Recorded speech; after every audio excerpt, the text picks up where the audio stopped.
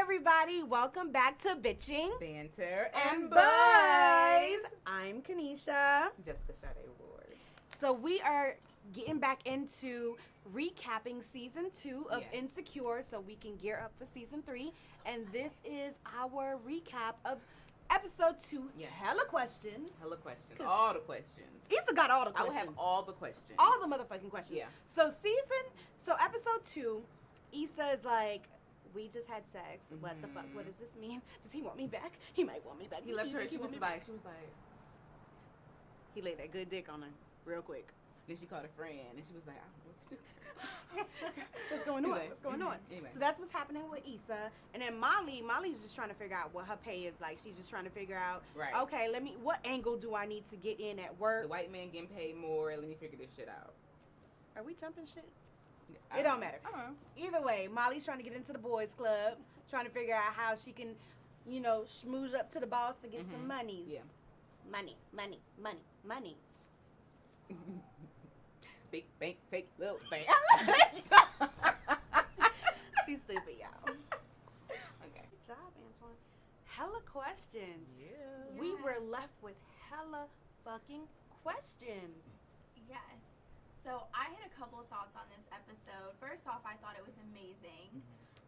There was a couple of things that really sparked my interest. One of them was the very beginning of the episode, how she dealt with not knowing what the sex meant. Mm-hmm.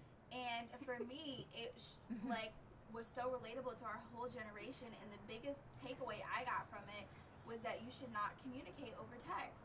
I am the strongest advocate of there should be no text communication. Whether it's getting to know someone or whether it's your ex that you just happen to have sex with and you guys aren't on speaking terms. If it's someone that the relationship doesn't have a strong foundation at that moment or there's any questions at all, there should not be text communication. There should be no, oh, well, I sent him this, but I think he meant this, and then well, he didn't respond this time. There should be none of that. And that was my biggest takeaway. And maybe it would be addressed sometime in the future. But just the impact of text, I cannot text people unless you're sending me an address or telling me what time to meet you somewhere. Call me. Actually, I like to FaceTime. I like to see people's face. I want to see your face. But that was the biggest thing because it's just you can't know a relationship or there was no closure. Mm-hmm. They had what they thought. They never had closure to begin with.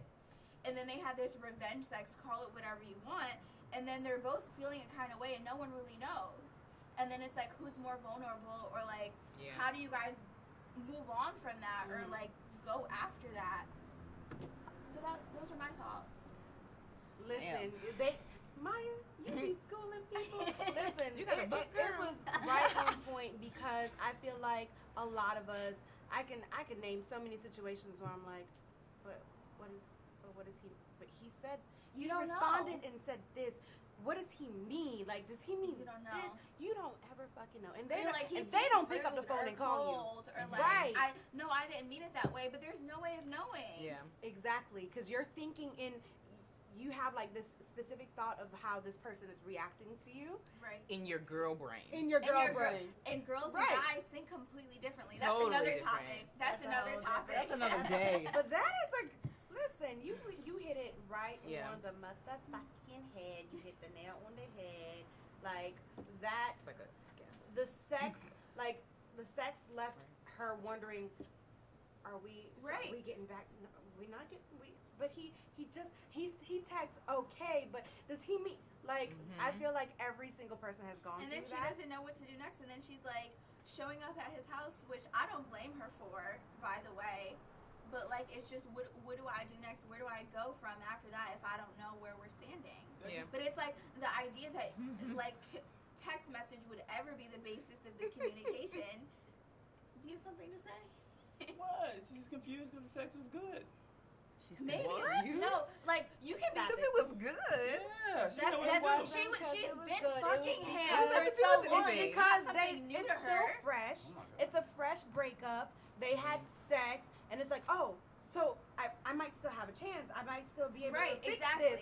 And I think that's where her mindset was.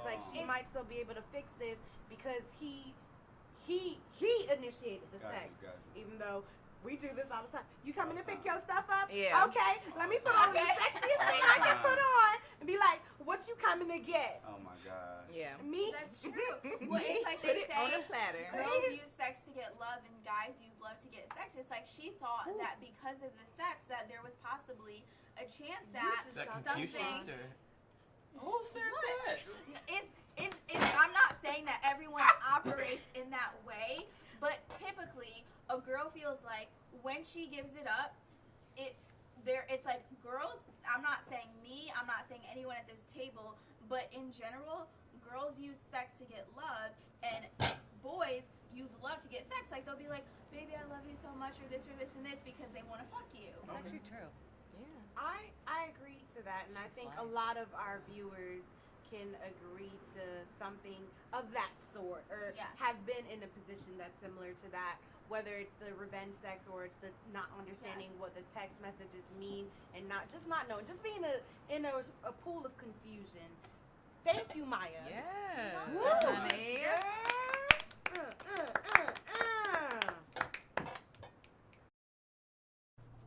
And that is all the time that we have. Thank you Yes. so much for tuning in. Thank you, everyone, for your commentary. So many good conversations. Always great Yeah, conversation great. with friends. Tune in for episode 3 recap. See you soon.